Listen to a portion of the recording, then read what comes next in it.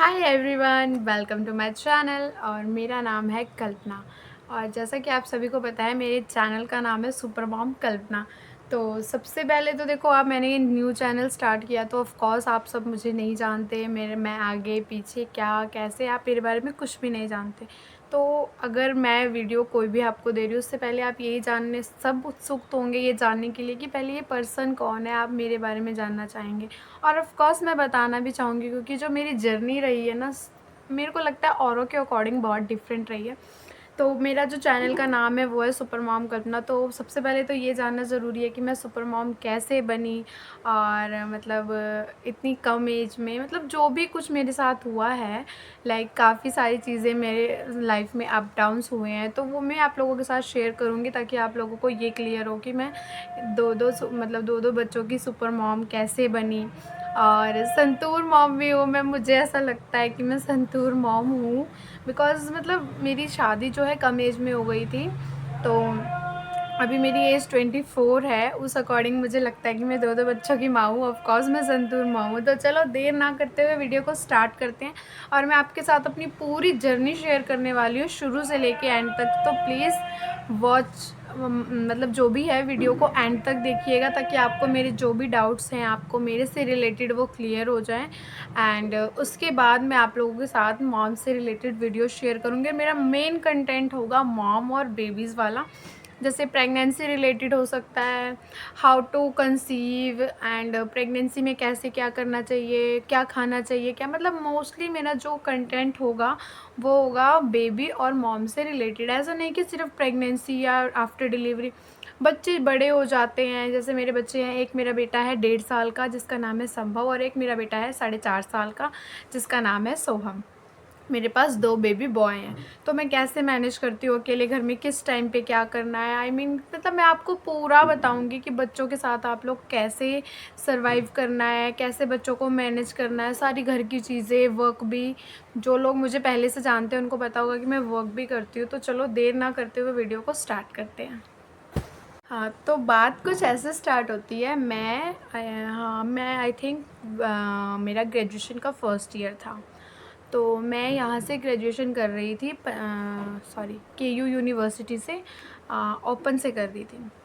And उसके बाद क्या हुआ कि मेरे को मतलब मैं रेगुलर कॉलेज नहीं जाती थी। तो मेरे पापा ने सोचा कि चलो कुछ एक्स्ट्रा भी करना चाहिए, अगर आप फ्री हो तो कुछ करना चाहिए। तो मेरे पापा ने मुझे एक इंस्टीट्यूट ज्वाइन करवाया, जो कि मतलब काफ़ी दूर था मेरे घर से। मतलब बहुत दूर था, काफ़ी दूर नहीं था। लगभग अगर हम ट्रेन से जाते थे तो 2 से ढाई दिन का डिस्टेंस था। तो इसलिए वहाँ पे इसलिए करवाया गया था, क्योंकि वहाँ पे मेरे रिलेटिव्स वगैरह काफ़ी सारे पास में रहते थे।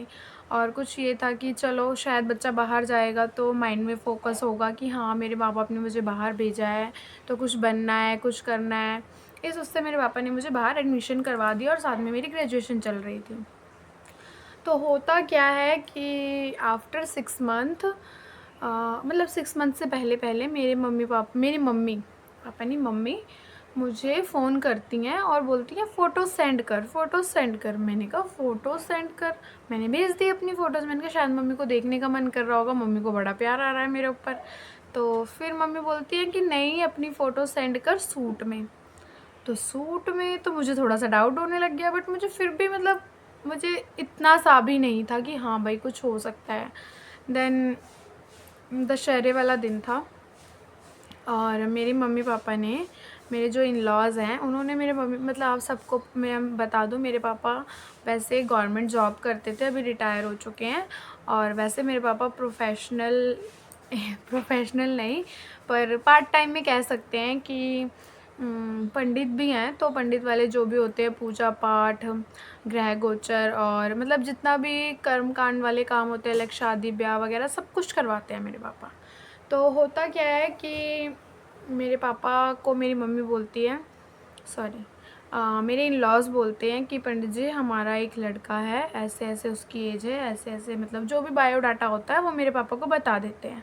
और फिर बोलते हैं कि मतलब इनकी शादी करवानी है, और लड़की हमें ना ज़्यादा बड़ी चाहिए, और मतलब इसके अकॉर्डिंग होनी चाहिए, एज में भी, पढ़ाई लिखाई में भी बहुत ज़्यादा हाई फाई नहीं होना चाहिए, कि मतलब हमारे लड़के से ज़्यादा पढ़ी लिखी ना हो। तो ठीक है, चलो बायोडाटा आ जाता है, सब कुछ हो जाता है। मेरे पापा बोलते हैं जैसे भी होगा मैं आप लोगों को बताऊँगा। तो मेरी जो इन-लॉज़ फैमिली है और मेरे जो हस्बैंड है उनको हम पहले भी मिले हुए हैं, मैं भी मिली हुई हूँ, बट पर्सनली नहीं मिली थी, सिर्फ़ मैंने फ़ेस टू फ़ेस देखा हुआ है। तो मैंने कभी मतलब बात वग़ैरह नहीं की थी। देन उसके बाद क्या होता है कि चलो मेरे मम्मी-पापा फिर आपस में बात करते हैं, सलाह करते हैं। मेरी मम्मी बोलती है क्यों ना हम अपनी बेटी की फ़ोटो भेज दें। तो मेरे पापा पहले तो मना कर देते हैं कि नहीं अभी नहीं, अभी नहीं, बहुत छोटी है, बहुत छोटी है। फिर मेरे पापा बोलते हैं कि लड़के की एज भी सेम है, हम टाइम ले लेंगे उनसे, हम लेट शादी करेंगे, हम मतलब रिश्ता कर देते हैं। चलो जी, फ़ोटो भेज देते हैं उन लोगों को। मैं पहले ही देखी होती हूँ, मैंने उनको देखा होता है, उन्होंने मुझे, उनकी फ़ैमिली ने, सबने हमने आपस में एक-दूसरे को देखा था। तो ना का तो ऑप्शन ही नहीं था क्योंकि मैं हूँ ही इतनी सुंदर। Sorry guys, I am just kidding. तो चलो हाँ हो जाती है रिश्ते के लिए, हाँ हो जाती है। देन उसके बाद क्या होता है कि मुझे कुछ भी नहीं पता था कि मेरा रिश्ता हो चुका है, सब कुछ आई थिंक मतलब मुझे तो आइडिया भी नहीं था। तो फिर मेरे जो इन-लॉज़ थे, मेरी जो मदर इन मतलब मेरे जो हस्बैंड हैं, वो अडॉप्टेड हैं और अडॉप्ट करने वाली जो इन्होंने अडॉप्ट किया था उनको, वो मेरी नानी मतलब मेरे हस्बैंड की नानी लगती हैं, तो हम उनको ही मम्मी बोलते हैं। और जो इनकी अपनी मम्मी है उनको हम दीदी बोलते हैं। यार अब ये कन्फ्यूज़न आप लोगों को होगा, मतलब जो मेरे जो हस्बैंड हैं उनकी मम्मी ने अपनी माँ को गोद दे दिया था, तो माँ की बेटी कौन हुई? बहन हुई। तो उस रिश्ते से मेरी जो अपनी मतलब मेरे हस्बैंड को जिन्होंने बॉर्न मतलब जिन्होंने पैदा किया है, वो उनकी दीदी हैं।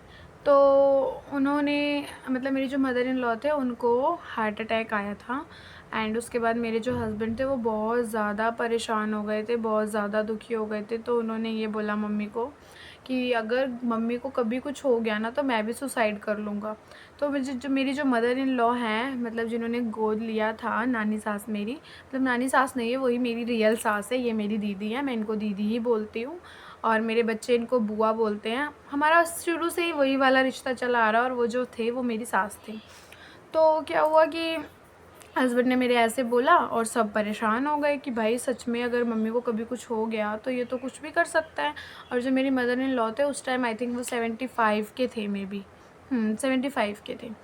तो बस उसके बाद फिर ऐसे बोला उन्होंने तो सब परेशान हो गए। तो मम्मी को अटैक आया था रिसेंटली और इन्होंने फिर यही फ़ैसला लिया कि इसकी शादी करा देते हैं। शादी हो जाएगी तो शायद ये मतलब फैमिली हो जाएगी एक, तो उसकी वजह से ये मतलब इतना फ्रस्ट्रेट, इतना परेशान जो हुआ है वो नहीं होगा इन फ्यूचर अगर कुछ भी होता है तो।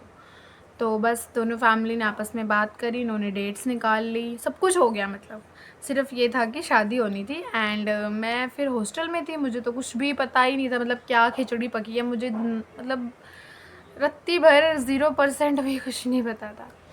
तो फिर जब मैं घर आ रही थी रास्ते में ही मेरे पापा ने मुझे थोड़ा-थोड़ा आइडिया देना शुरू किया कि हमने तेरे लिए लड़का देखा है, लड़का बहुत अच्छा है, ये वो। मैंने कहा अभी इतनी जल्दी क्या है? कह रहे नहीं नहीं वैसे ही अभी बात ही चल रही है, मतलब थोड़ा हिंट देना शुरू कर दिया। उसके बाद सडनली उनके फैमिली से फ़ोन आता है, मेरे हस्बैंड की फैमिली से फ़ोन आता है कि किसी की डेथ हो गई है। तो मैं अपने घर आई थी, हाँ मैं अपने घर आई थी 2 तारीख को, 2 को या 3 को, आई थिंक 2 या 3 को आई थी, 2-3 नवंबर को आई थी और मेरी एंगेजमेंट होने वाली थी 4 नवंबर को। और किसी की डेथ हो जाती है मेरे हस्बैंड की फैमिली में, तो वो तो शुक्र था कि उनकी किसी फैमिली में किसी की मतलब डेथ हो गई, तो मुझे थोड़ा-सा टाइम मिल गया कि मैं समझ पाती कि मेरे साथ हो क्या रहा है। एकदम सडनली चीज़ें जो हुई मेरे को लग रहा था कि अगर उस दिन वो आ जाते ना तो पक्का कलेश हो जाता, मैं तो भगा देती सबको क्योंकि यार मुझे कुछ पता ही नहीं, सडनली ये सब कुछ होने लगा, मतलब मैंने तो समझ से बाहर था ये सब कुछ। फिर दिवाली आती है, दिवाली के बाद छठ पूजा, नहीं हाँ दिवाली आती है। दिवाली के बाद मेरे पापा ने मुझे बोला कि शॉपिंग करनी है तो तू शॉपिंग कर ले। तो मुझे ऐसा लगा कि शायद मेरी बहन का रिश्ता हो गया है और उसकी शादी होने वाली है, तो मैंने कहा जिसकी शादी है पहले उसे कराओ। तो मेरे पापा बोले नहीं तेरी शादी है। गॉड 2 मिनट के लिए तो मैं एकदम मतलब ऐसे कि क्या कहा पापा ने। फिर मैंने मम्मी से पूछा तो मेरी मम्मी ने बोला हाँ ऐसा ही है। सीरियसली गाइस उस टाइम तो वो कहते हैं ना पैरों तले ज़मीन खिसकना, मेरे को उस दिन समझ में आया कि लोग ऐसा क्यों कहते हैं। चलो जी ठीक है, हो गया रिश्ता, डेट तक फाइनल। अब क्या कर सकते हैं जब कुछ मतलब ऑप्शन ही नहीं था मेरे पास, ना हाँ ना ना, कुछ भी नहीं था मेरे पास। तो मैंने कहा ठीक है, मेरे पेरेंट्स ने किया है तो सब कुछ सोच समझ के किया होगा, अच्छे से किया होगा। चलो जी ठीक है, बात होने फिर मेरे हस्बैंड से और मेरी बात होने लग गई थी, नंबर एक्सचेंज हुए हमारे। मैं पहले मिली उनसे, फिर नंबर मतलब मैं पर्सनली नहीं मिली, मेरी फैमिली ने मिलवाया, फिर बात होने लगी, फिर थोड़ा बहुत बातचीत करने लग गए हम। आई थिंक 15-20 दिन हमने बात की थी, महीने सवा महीने के अंदर मेरी शादी हो गई। चलो जी शादी हो गई। अब मेरी शादी जिस सिचुएशन में हुई थी वो आप सभी को पता है कि मेरी मदर इन लॉ को अटैक आया था, तो और मेरे हस्बैंड अडॉप्टेड है, उनका कोई भाई नहीं है। तो फिर ये हुआ कि चलो शादी हो गई है, अब मतलब बड़े बुजुर्गों को होता है कि पोता हो जाए, पोती हो जाए, बच्चा हो जाए, बच्चा हो जाए। तो बस इसी चक्कर में मेरा जो बड़े वाला बेबी है, कंटिन्यू हमने ट्राई किया तो वो कंसीव हो गया। वो 1 साल 1 महीने के अंदर हो गया था, और उस टाइम मेरी एज बहुत कम थी, मैं 20 इयर्स की थी जब मैंने मेरा फर्स्ट बेबी बॉर्न हुआ था। फिर वो 2.5 साल का होता है, तो मतलब मेरे हस्बैंड को ये लगता था कि 2 बेबी होने चाहिए। लगता तो मुझे भी ये था कि 2 बेबीज़ होने चाहिए, बट मैं सोचती थी कि 5 इयर्स का मैं गैप लूँगी। तो मेरे हस्बैंड बोलने लगे कि मुझे कि नहीं, एक और करते हैं, एक और करते हैं। पर मैं एग्री नहीं करती थी, और सब कुछ मेरे हाथ में होता है। लोग कहते हैं ना कि लड़कियों के हाथ में कुछ नहीं होता है, ऐसा कुछ नहीं होता है। लड़कियां अगर चाहें तो सब कुछ कर सकती है। मेरे को लगता है दुनिया में ऐसा कोई काम ही नहीं है जो लड़कियां नहीं कर सकती। अब कुछ लोग यहाँ पे अलग कमेंट्स करेंगे तो प्लीज़ वो चीप कमेंट्स मत करना, वो तो सबको पता है भगवान ने वो चीज़ ही अलग बनाई है, तो उसमें तो हमारा जोर नहीं है। पर एग्जैक्टली जो काम की बातें हैं, काम को लेके रिलेटेड कोई भी ये चीज़ गर्ल्स के लिए, ये चीज़ बॉयज़ के लिए, तो ऐसा कुछ नहीं होता है। गर्ल हर चीज़ कर सकती है और बॉय भी चाहें तो सब कुछ कर सकते हैं। तो होता क्या है, फिर मेरे हस्बैंड और मेरे बीच में थोड़ा-सा नोक-झोंक सी होनी शुरू हो जाती है। मैं चाहती थी टाइम, फिर एक दिन मेरे को किसी ने समझाया, बहुत ही अच्छी बात समझाई थी उस पर्सन ने, और मैं उनको आज भी याद करती हूँ, तो उनको थैंक यू करती हूँ। मेरे हस्बैंड हैं, उनके मतलब फ्रेंड थे, उनकी वाइफ़ ने मुझे समझाया। तो उन्होंने मुझे ये बोला कि देख, तू अभी बेबी को टाइम मतलब ले रही है कि लेट करूँगी मैं, अगर तू इसको पालेगी, फिर उसके बाद तू 5 साल इसको पालेगी, 5 साल उसको पालेगी, फिर तू अपनी लाइफ तो खो देगी। तेरी शादी इतनी जल्दी एज में हुई है, तो कुछ नहीं कर सकती फिर ना, तो तू मतलब 30-32 साल की हो जाएगी। फिर तेरी एक जो काम करने का, ये एक जो लाइफ मतलब होता है कि एक पीरियड होता है अपने आप को ग्रो करने का, वो ख़त्म हो जाएगा। तो मुझे उस बंदे की बात, मतलब उस पर्सन की बात एकदम माइंड में हिट करी कि नहीं यार, ये बात में दम है। फिर मैंने अपने हस्बैंड को बताई ये बात। उन्होंने बोला मैं तो तुझे पहले ही समझाता था, तुझे मेरी नहीं समझ में आई। मैंने कहा हाँ, ये भी बात है। फिर मैंने 1 महीने के बाद मेरा बेटा कंसीव होता है, छोटे वाला। तो उस टाइम मुझे ये था कि मैं इतनी होप में थी कि लड़की होगी, लड़की होगी। बट चलो, मैं कहती हूँ भगवान के आगे किसी का ज़ोर नहीं चलता, और जो होता है बहुत अच्छे के लिए होता है। मेरे पास आज 2 बेटे हैं, मैं भगवान को बहुत थैंकफुल हूँ। एंड सबसे अच्छी बात है, मेरी नॉर्मल डिलीवरी हुई है, दोनों ही नॉर्मल हुए हैं मेरे। और मेरा जो लेबर पेन था वो भी बहुत लिमिटेड पीरियड का था। लिमिटेड पीरियड नहीं कहूँगी, पर कईयों का बहुत ज़्यादा होता है। मेरा जो लेबर पेन था वो सिर्फ 5 to 6 आवर का भी नहीं था, 4 to 5 आवर्स का था। तो मैंने दोनों बेबी नॉर्मल हुए हैं मेरे, और ऐसा नहीं था कि मैं पहले ही जाके हॉस्पिटल में बैठ गई थी। मैं सेम डे हॉस्पिटल गई हूँ और सेम डे मेरे बेबी हो गए हैं, और दोनों बहुत अच्छे से हुए हैं। किसी भी बेबी को मेरे कोई फ़िज़िकल प्रॉब्लम नहीं है, कोई मेंटल प्रॉब्लम नहीं है, कोई भी प्रॉब्लम नहीं है। दोनों बिल्कुल फिट एंड फाइन है।